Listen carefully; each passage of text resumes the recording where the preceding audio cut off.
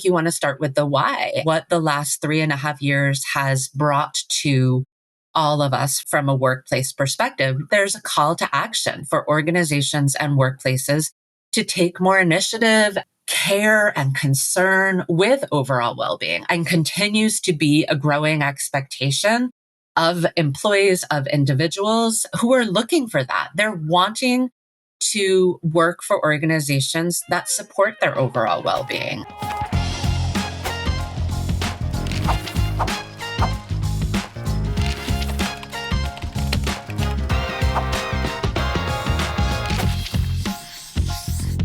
Hello, workplace wellness champions. Welcome to episode 8 of the Virtual Vibe podcast, where we discuss HR strategies for a happy, healthy, and connected workforce in a work from home world. I'm David Howe, CEO of Bright Breaks and host of the Virtual Vibe. And today I'm excited to chat with Laurie Butson. And Laurie is the former VP Global Learning and Employee Experience at IDG. She's now the owner of a business called Cleared to Flourish, which helps people lead more flourishing lives inside and outside the workplace through training, workshops, coaching, and consulting. And Laurie is also a positive psychology practitioner and coach. And that is going to be the topic of our conversation today. So welcome, Laurie. Hi, David. It's so good to be here with you. Thanks for asking. Awesome. Yeah, I'm super excited. Laurie and I have known each other for about a year now. We work together. Laurie was a champion of our wellness product at IDG. And it's been great to get to know you and learn about your journey. So I'm excited to share it with our listeners today. Me too. Me too. I know it feels like it's been a lot longer than a year. So much has happened in the last year on, my side, and obviously I'm sure your side, and all the great things that you're doing with Bright Breaks. But yeah, it's kind of hard to believe that it's been a year, but it's so good to be here literally almost a year later from when we met to reflect and do something new together. Yeah, it is. Time does fly. It is weird that it's been a year. It doesn't feel like that at all. But yeah, a lot has happened, and maybe that's a good spot to kick off. So I'd love if you could just share a little bit more about you and your journey, and where you are today, and kind of how you got there. Yeah, I'd be happy to. So you mentioned that I was the former VP of Global Learning and Employee Experience at IDG, and I spent 25 years at IDG and just recently left back a few months ago. And, during my time at IDG, I had the remarkable pleasure of leading a number of different groups, departments, initiatives, really all under the umbrella of the employee experience and employee engagement. So, I was responsible for different areas such as diversity and inclusion, learning and training and development, engagement, change management, internal communications, and well-being. And I had a wonderful 25 years there. And then over the last year, a lot has changed for me personally, and it gave me an opportunity to do some reflecting on, what is it that I want to do for, for the next chapter of my life. And before I kind of get into that, I'll go back, rewind back a few years. And early on in the pandemic, I became intimately interested in mental health and overall well-being. I felt like as a society, we had an opportunity to talk about and almost kind of seize the moment that was developing around well-being and mental health, because we were going through something together that as a world that we had never experienced before. And I think, people who may not have thought about well-being in a certain way started to take notice, because we were collectively not okay together especially early on in the pandemic. And I realized early on that I really wanted to be part of that conversation and work and solutions. And that's what's led me to, the topic that we're going to talk about today, the world of positive psychology. And over the last, 3.5 years, I really have devoted a lot of time to diving into training and certifications around a lot of different areas of positive psychology. So I've become a certified practitioner, consultant, coach, resilience trainer.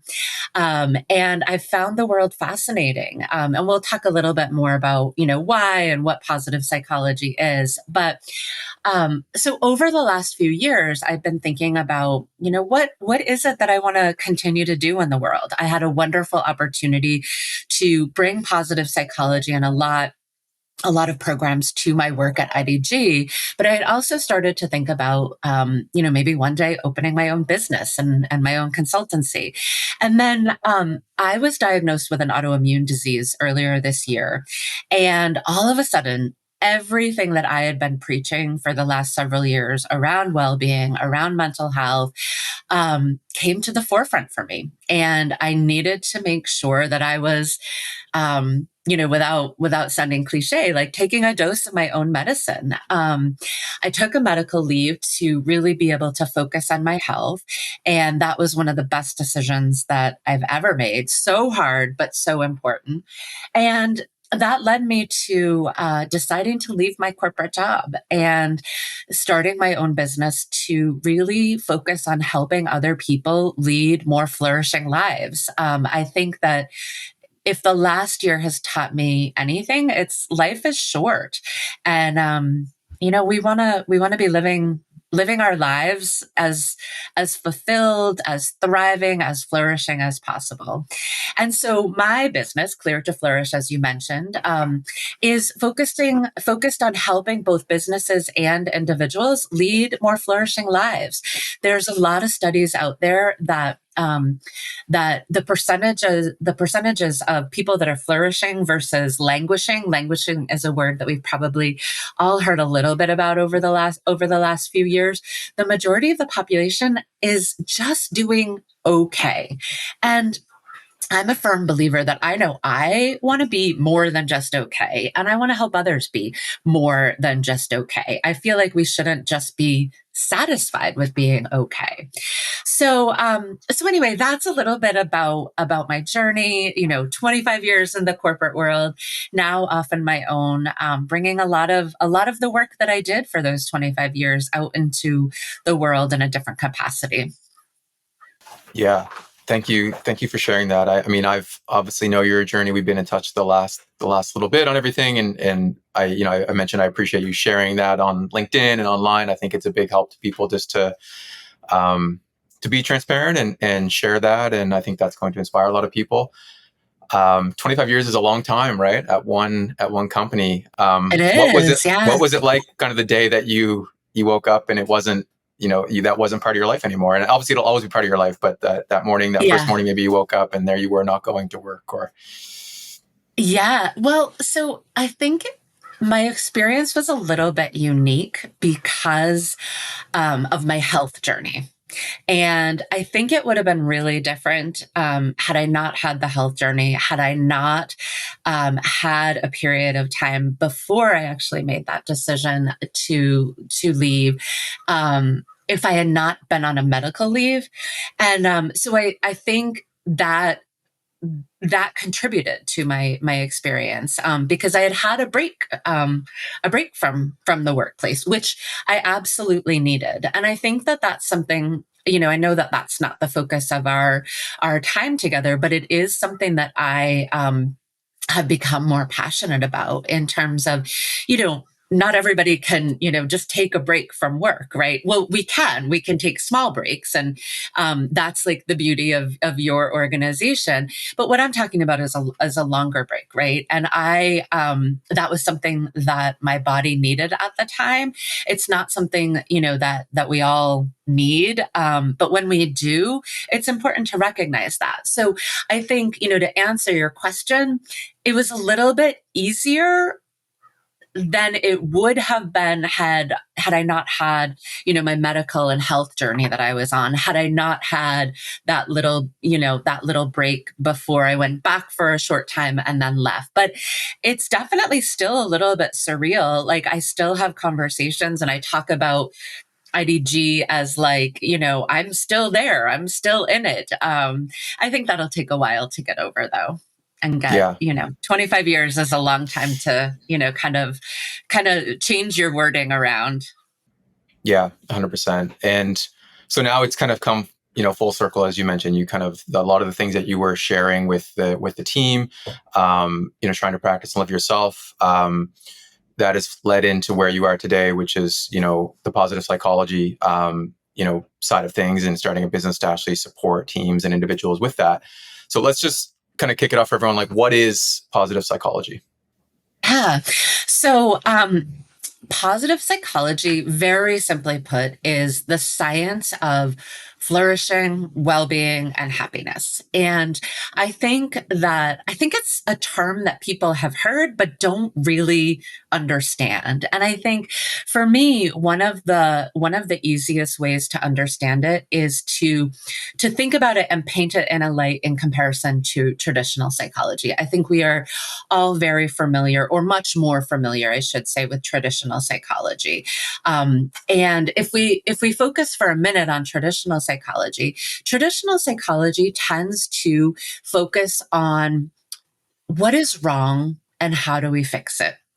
It is looking at a person or a situation or a circumstance and looking at, okay, what happened here? What's wrong? How do we get back to a baseline? How do we get back to bringing this person, bringing this group back to being okay? So whether that is a mental illness, whether that is an addiction, whether that is, a traumatic circumstance, it could be a life circumstance that you're going through that is particularly challenging. And traditional psychology plays a critical role in our lives and in society and humanity. And it's really fixing what is wrong to get back to that okay and baseline. What I like to describe positive psychology doing is kind of picking up where traditional psychology left off. So I mentioned before that I believe that I want to lead a life that is better than okay. I want to help people be better than just okay, walking around, day to day, being more than okay. We want to be, a term that's used quite often in positive psychology is like north of neutral. And so that's like being better than average, better than okay. And I think, if we think about the world of traditional psychology, there are a lot more resources, a lot more support out there when people need help, when people are struggling.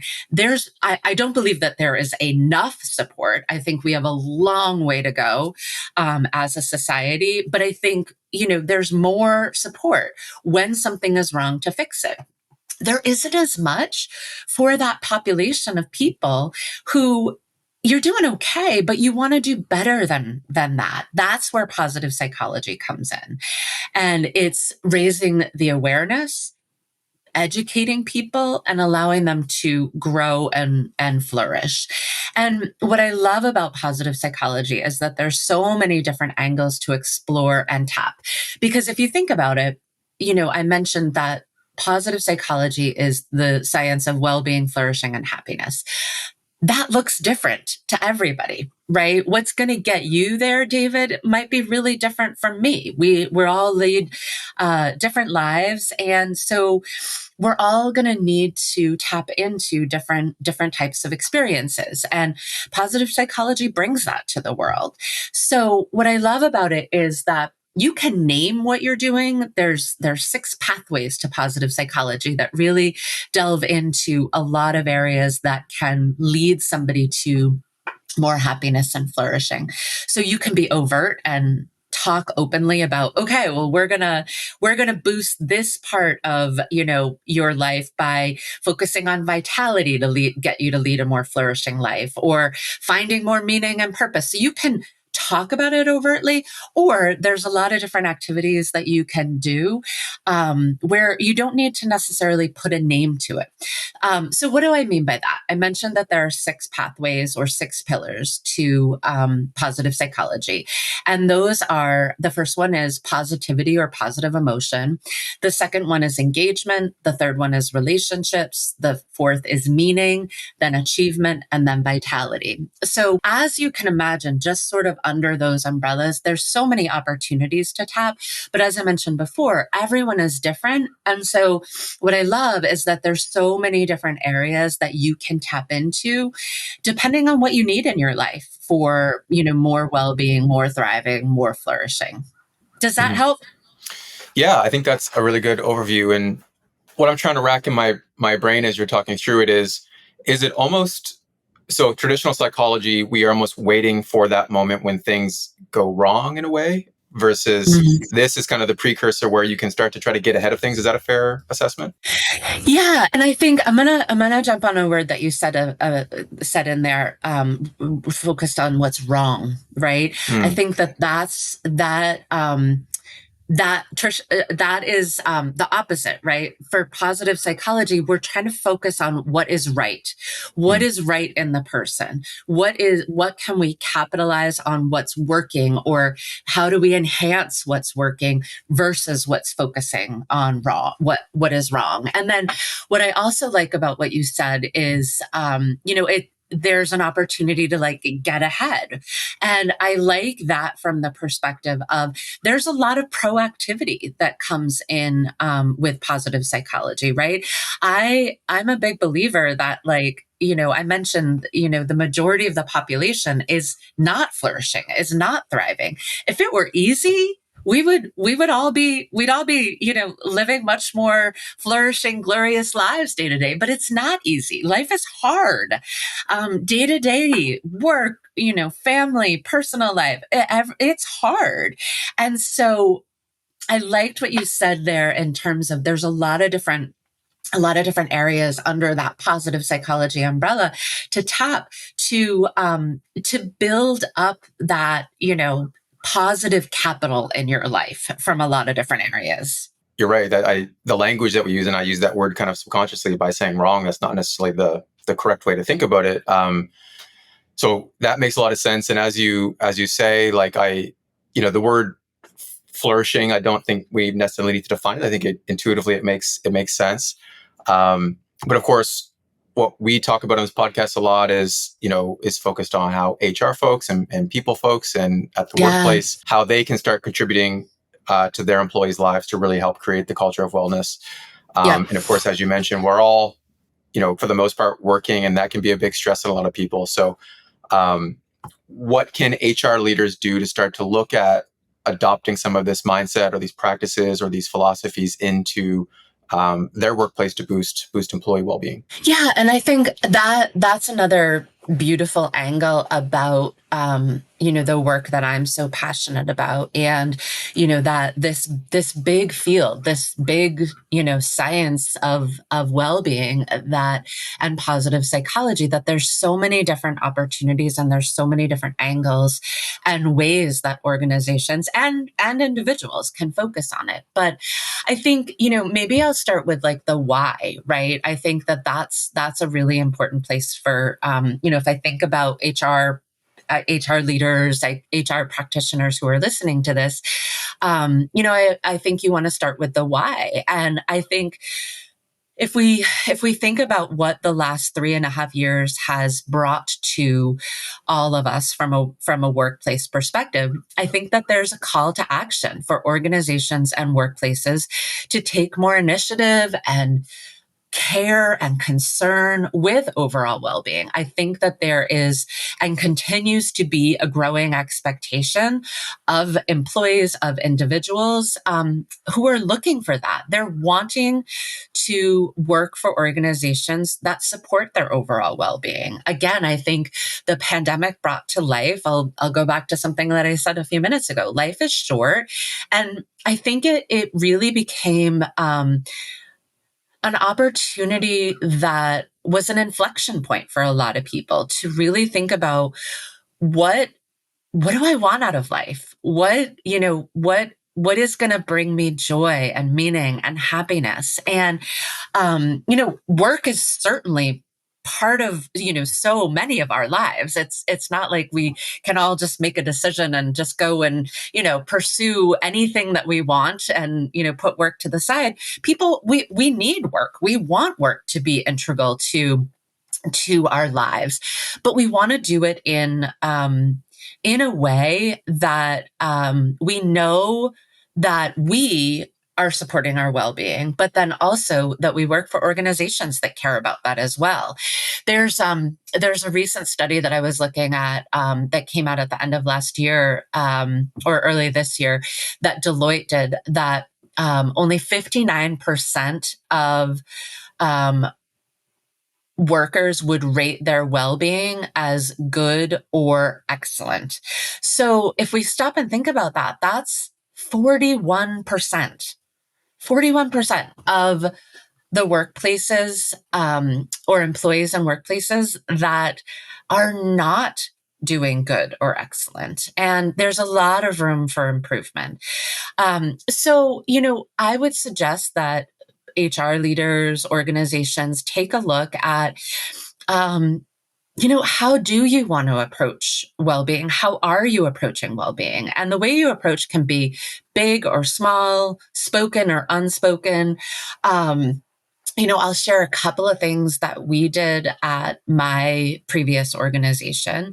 Some of the things that we focused on, and again, some of them being small, some of them being large. We did a lot of education around what is positive psychology. So educating people who were interested in, doing a little bit of a deeper dive than I'm doing here today around like, let's learn about this. What is it? We also rolled out a 16 module resilience training program. We rolled out an overarching well-being initiative called the Be Well, Work Well program, which was a comprehensive well-being program that had a lot of different offerings underneath.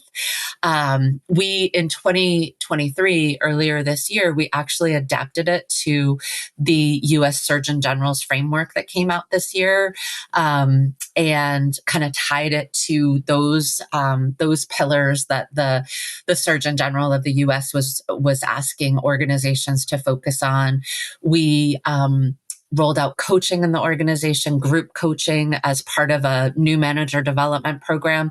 So why do I share those? I give those as examples, just so that people can start to connect the dots from, sometimes things can sound really good in theory, like, oh yeah, like the science of flourishing and happiness and well-being, that's great. But what does it actually look like? And that's what I'd love to, for us to continue to talk about. And hopefully those examples start to paint the picture a little bit more.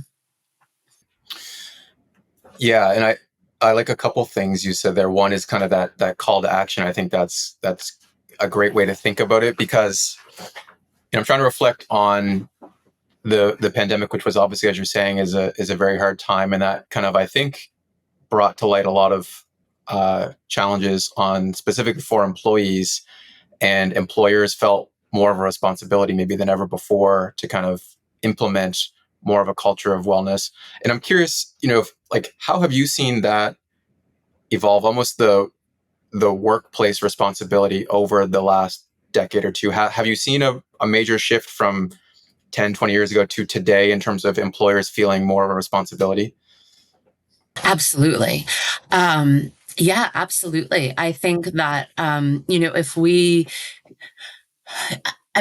if we start by going back to, just shortly before the pandemic, right? And if we look at that point versus where how we've evolved over the last 3.5 years, um, it's immense, right? In terms of the number of organizations who either didn't focus and didn't feel like they had to focus, or that there was that responsibility that they had, and do now, or organizations who were already doing something, but then even just up their game. And I will say, like, if we were to go back, 10, 20 years, I think that, and this is no fault to anyone necessarily, but I just think that we have evolved as a society, right? Um, I think that we still have a long way to go, for people to get comfortable and more comfortable with well-being and mental health, and talking about it, and bringing it into more of the forefront of an organization. But I think that acknowledgement, that comfort, and that the action, I think, continues to grow. Whereas I just don't think that we were there as a society. I think, if we were to go back 10, 15 years, not many organizations were doing as much of this type of work. Not to say that it wasn't being done, but I certainly don't think it, to the extent that we are focused on it today. But I also think that that has to do with just the evolution of us as a world and as a society, getting more and more comfortable talking about these things and working through these things. Mm-hmm.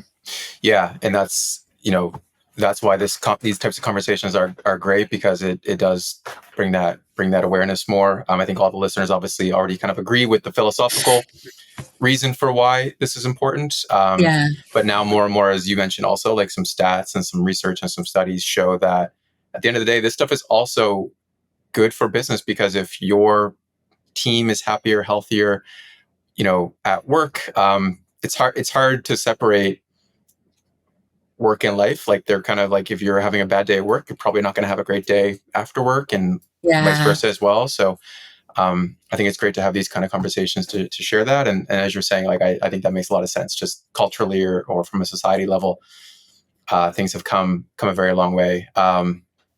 So and sorry, yeah, jump in. Yeah, I just wanted to add, you made me think, as you were saying that, the evolution of society. I also think it's really interesting to think about the role that generations play in the workforce. I think that we have younger generations who are, coming more and more into the workforce. And I think that there is a different expectation from younger generations that this, taking care of their mental health, their well-being, and employers and organizations to be doing that, it's no longer like a nice to have. It's much more of an expectation, like, why would we not be doing this? And so I think that that's also something important to keep in mind, because we have a large number of different generational segments that are in the workplace right now, and it's really important to pay attention to what the expectations of those different generations are, especially the younger generations. And that's not to say that older generations don't have an expectation and don't care about their well-being. That's not it at all. But I think that younger generations, they've just grown up in a society where the conversation and the attention is a lot more prevalent than it was years ago, like we were just talking about. Mm-hmm. Yeah, well said. That's well said. And so, and we talked about, I think, some examples. And just for context, IDG with roughly 5,000 employees, multiple countries where employees are working from. You mentioned some of the examples, and education being a big piece of that. Is there anything else to expand on that in terms of the examples of kind of positive psychology in action? And if not, like, also how was the response to it? So the things that you did put into action, was the response good? Was it well received? Were people kind of engaging with it? Yeah. So I think I'll start with your second question, and then I'll go back, because I do feel so passionate about wanting people to really be able to connect to different examples, because there isn't one right solution to how to tackle well-being. So I'll cover that in a little bit more depth. But in terms of the response was great. I'll give you bring to life a couple of examples. I mentioned that one of the One of the big initiatives that we rolled out was a resilience training program, a 16 module resilience training program. And so, you think about 16 modules, right? And each module was an hour long, and it extended over several months. That's a pretty big commitment for people, right? And we had, I think it was like around 225 people who signed up for that commitment. And we had the majority of those people, not necessarily, because completing 16, every module might not have been possible live, but the majority of those people did actually complete almost all of the program. And so the response was, to that was great, not only from like a turnout perspective, right? And what I mean by that, and I think the significance there is that people responded to what we were putting out there in terms of us meeting the need, like resilience, and building those different types of resilience skills and learning how to not only bounce back but bounce back better from situations, and how do you build those resilient skills. So the number of people that enrolled in that was indicative to the need, right? 225 global employees, like that's a lot of employees who were saying, yeah, I want this, I need this. But then also the feedback in terms of the practical nature of what we covered through that program. So yeah, feedback, both in terms of the skills and learning that people are able to take away, but then also a huge response in terms of the care that people felt that the organization was showing to them by offering these types of offerings. So that's just like one example of how the organization responded when we rolled that out. But then I think your second question is, what other opportunities are out there? And what I want to leave people with today is the understanding that, and I mentioned this before, it doesn't have to be these large scale, 16 module, 225 people going to 16 classes. It could be that, but it could also be a lot of other things. And so what are some examples? So it could be standalone training sessions that you bring in. Maybe you have a learning and development program. Maybe you don't, but you could offer, some small workshops to start to introduce some of these concepts and skills. Maybe it's team interventions. Maybe you have a team who is, maybe they're struggling. Maybe they're particularly passionate about wanting to focus on their well-being. Maybe it's just bringing in educational resources based on what the organization or teams or individuals might need. And I think that when you have an understanding of positive psychology, which hopefully people have a little bit more of after our session today, and you understand those pathways, I mentioned, there's 6 different pathways because there's so much available to us to lead more flourishing lives. It's not just about one thing. It might be one thing in this moment for this person, but it might be something later on that they need to add. So once you understand that, you can use that knowledge as a tool to help evaluate what you might be able to tap and leverage. So I mentioned it might be a team that needs to focus on relationship building. It might be that the organization needs some more focus on what is their purpose and connecting individuals to that purpose. We know we've learned a lot over the last several years that people want to connect to something larger than themselves.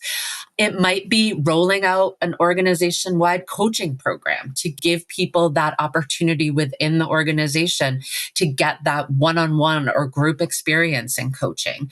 It might be a standalone training program that you offer to your organization on focusing on strengths and helping people learn about their strengths and how they might be able to leverage and tap those. you might be very likely an organization that is facing burnout. And you might need to focus on processes and systems that are in place, and the vitality of individuals on the team to try to remedy that burnout that you might be experiencing. You might be focusing on putting an emphasis on physical well-being and doing physical challenges within your organization. So those are just a snapshot, but hopefully what I tried to do there was pick a wide range of not only topic areas, but both large scale, small scale. And honestly, I would say that the possibilities are endless. Mm-hmm. Yeah, that's so many. And as you're saying, earlier on in the conversation, it is different. Well-being is different for everyone. So I think having Yeah. different options, because 225 people taking that 16 module course is awesome engagement, and the impact.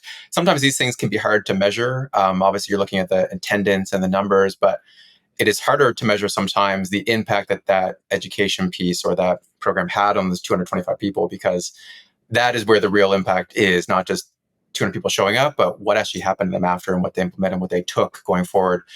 So Yeah. this has been really awesome, Laurie. And I guess to kind of summarize, for HR folks out there now, like, where should they get started? Maybe what are some, maybe couple tactical things, and then where can they learn Yeah. more? To learn more about positive psychology, and also maybe check out some of your work that you're working on.